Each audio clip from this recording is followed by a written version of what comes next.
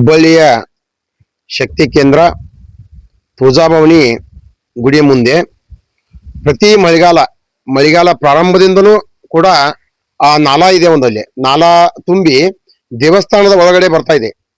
ಇದು ಕೇವಲ ಒಂದು ಸಮಾಜದ ದೇವಸ್ಥಾನ ಅಲ್ಲ, ಹುಬ್ಬಳ್ಳಿಯ ಸರ್ವ ಹಿಂದೂಗಳು ಹೋಗುವಂತ ಒಂದು ದೇವಸ್ಥಾನ ಮತ್ತು ನಮ್ಮೆಲ್ಲಗಳ ಶ್ರದ್ಧಾ ಕೇಂದ್ರ. ಅದಕ್ಕೆ ದೇವಸ್ಥಾನದೊಳಗ ಮಳೆಗಾಲ ಸಮಯದಲ್ಲಿ ನಮ್ಗೆ ಭಾಳ ತೊಂದರೆ ಆಕೈತಿ. ಯಾಕಂದ್ರ ದಸರಾ ಟೈಮ್ದಾಗ ಇರ್ಬೋದು, ನಮ್ಮೆಲ್ಲ ತಾಯಂದ್ರು ಕೂಡ 9 ದಿವಸ ನಿರಂತರ ಉಪವಾಸ ಮಾಡಿ ಆ ಶ್ರದ್ಧಾ ಕೇಂದ್ರಕ್ಕೆ ನಾವು ಬರ್ತೀವಿ. ಅಂತ ಸಮಯದೊಳಗ ಮಳೆಗಾಲ ಇರೋದ್ರಿಂದ ಅಲ್ಲಿ ನಾಲಾ ನೀರು ಬಂದು ಅಲ್ಲೆಲ್ಲ ಸಮಸ್ಯೆಗಳು ಭಾಳ ಆಕ್ಕವು. ಒಳಗಡೆ ಹೋಗಕ್ ಆಗಂಗಿಲ್ಲ, ಮತ್ತ ನಾಲಾ ನೀರ್ ದಾಟಿ ನಾವೆಲ್ಲ ಹೋಗ್ಬೇಕಾಕೈತಿ. ಯಾಕಂದ್ರೆ ನಾವು ಪವಿತ್ರವಾಗಿ ಶುದ್ಧವಾಗಿ ಎಲ್ಲ ಪೂಜೆ ಮಾಡೋದ್ರಿಂದ ಅಲ್ಲಿ ಅದು ಬಹಳ ಸಮಸ್ಯೆ ಆಗುಂತೈತಿ. ಅದಕ್ಕೆ ಈ ಸಂಬಂಧಪಟ್ಟಂತ ಶಾಸಕರು ಇರ್ಬೋದು, ಸರ್ಕಾರ ಇರ್ಬೋದು, ಈಗ 30-35 ವರ್ಷದಿಂದ ಆದ್ರೂ ಸ್ಪಂದನೆ ಮಾಡಕ್ ಕುಂತಿಲ್ಲ. ಯಾಕೆ ಸ್ಪಂದನೆ ಮಾಡಕ್ ಕುಂತಿಲ್ಲ ಅನ್ನೋದು ನಮ್ಮೆಲ್ಲರ ಪ್ರಶ್ನೆ.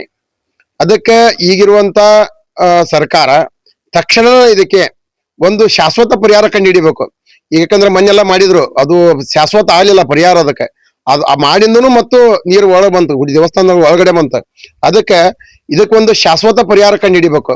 ಆ ನಾಲಾ ಎಲ್ಲಿ ಹೋಗೈತಿ ಪೂರ್ತಿ ಅದ ನಾಲಾ ಅರ್ಧಂಬರ್ಧ ಮಾಡಿದ್ರು, ಮತ್ತು ಅದು ಪೂರ್ತಿ ಮಾಡ್ಬೇಕು. ಅದರಲ್ಲಿ ಯಾವುದೇ ಬ್ಯಾರವರು ಬಿಡಿಂಗ್ ಬರ್ತಿದ್ರು ತೆಗೆದ ಅದನ್ನ ಮಾಡುವಂತ ವ್ಯವಸ್ಥೆ ಮಾಡ್ಬೇಕು. ಯಾಕಂದ್ರೆ ನಮ್ಮ ಶ್ರದ್ಧಾ ಕೇಂದ್ರ ನಮ್ಗೆ ಉಳಿಬೇಕು. ನಮ್ಮ ಶ್ರದ್ಧಾ ಕೇಂದ್ರ ಉಳಿದ್ರೆ ನಮ್ಗೆ ನಮ್ಮ ಧರ್ಮ ಉಳಿಯಕ್ ಸಾಧ್ಯ ಐತಿ.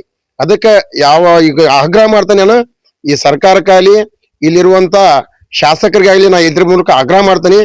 ತಕ್ಷಣ ಈಗ ಬ್ಯಾಸಗಿ ಇರುವುದರಿಂದ ಈಗ ಒಂದ್ 2-3 ತಿಂಗಳದೊಳಗ ಅದನ್ನ ಒಂದು ರಿಪೇರಿ ಮಾಡಿ ಹೊಳ್ಳಿ ಮಳೆಗಾಲ ಪ್ರಾರಂಭ ಆಗೋದ್ರೊಳಗನ ನಮ್ಗೆ ಅದನ್ನ ಪೂರ್ತಿ ಮಾಡಿ ಕೊಡ್ರಿ ಅಂತೇಳಿ ಆ ಸರ್ಕಾರಕ್ಕೆ ಆಗ್ರಹ ಮಾಡ್ತೀವಿ.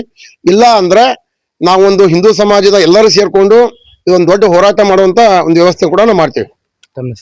ರಘು ಯಲ್ಲಕ್ನವರ್.